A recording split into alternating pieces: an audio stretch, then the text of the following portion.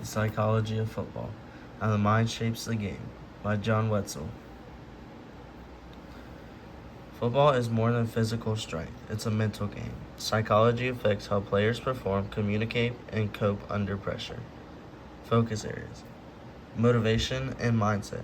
A lot of motivation comes from teammates or parents. You can get motivated from quotes such as inspirational quotes or like certain type of music you listen to before a game to get in the game ready mind. Team dynamics: you have to work a lot for a team to be connected.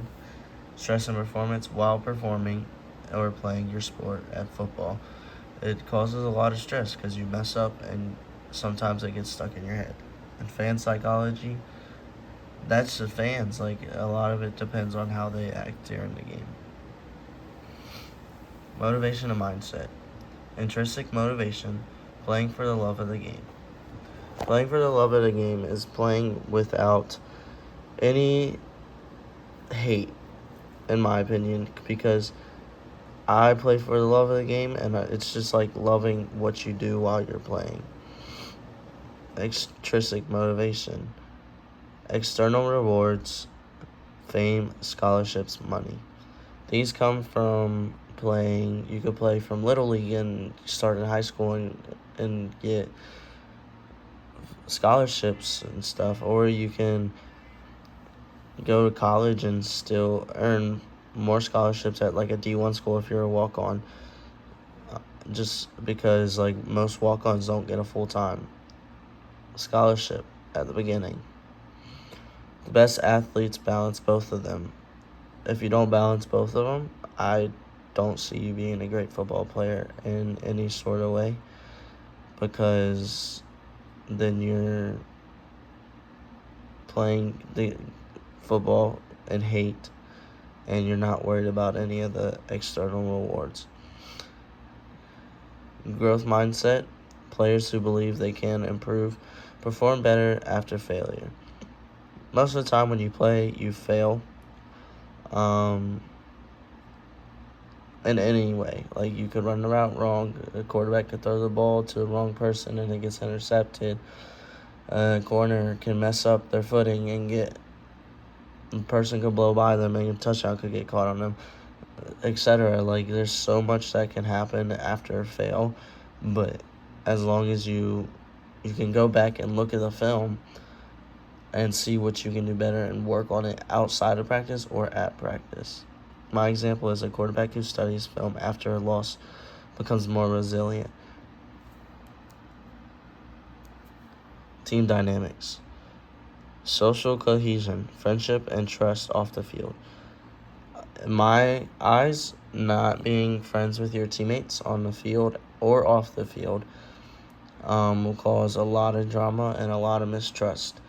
In high school, didn't have very good friendship with my quarterback, so every time I got on the field, he didn't really throw me the ball until about senior year, when we actually gained that friendship, and he started throwing me the ball more, and I ended my senior year with 250 yards and 4 touchdowns. Task cohesion, shared goals and strategies on the field.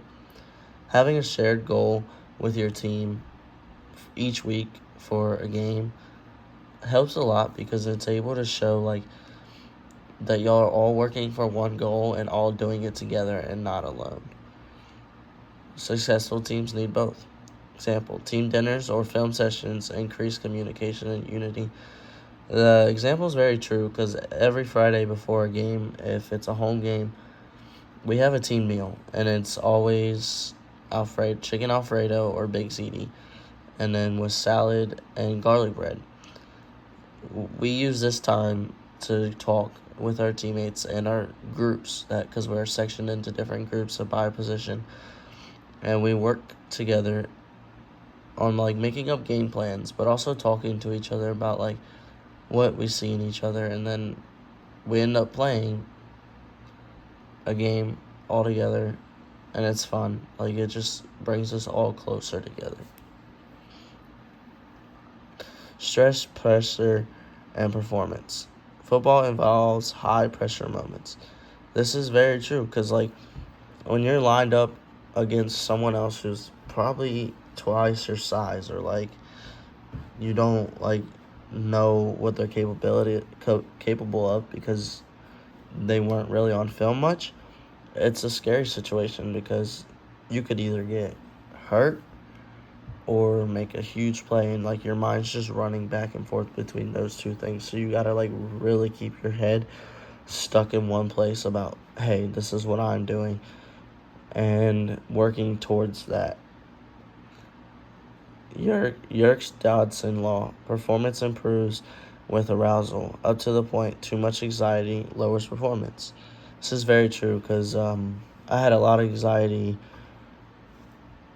freshman year of high school. Even though freshman year I was starting both sides of the ball in football, it put a lot of pressure on me because the coaches looked so much into me and wanted to get so much out of me.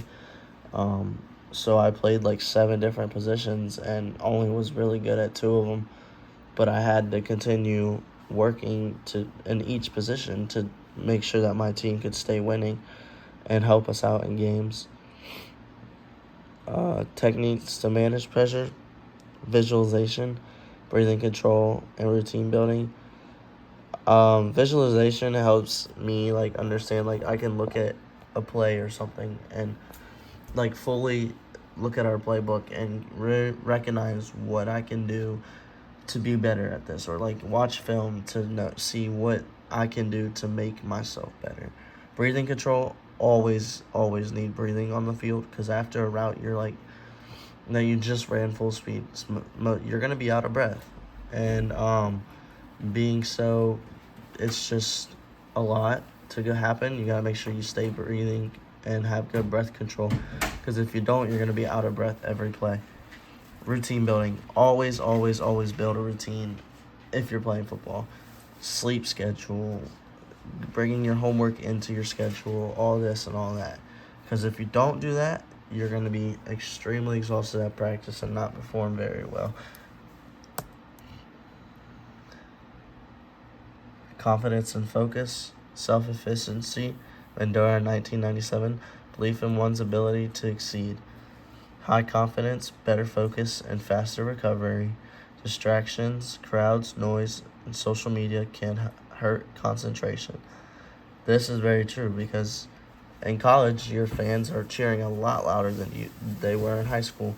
So you just got to make sure you keep out all those distractions, like in other teams talking about you on social media. Like, just don't pay attention to those things and prove them wrong with what you can do on the field. Mental training helps athletes stay in the zone. Mental training a lot for me is trying to block out all the hate and noise of others trying to knock me down or like my teammates down, because it doesn't help in the long run and it makes you perform worse. Leadership and communication: effective communication builds trust.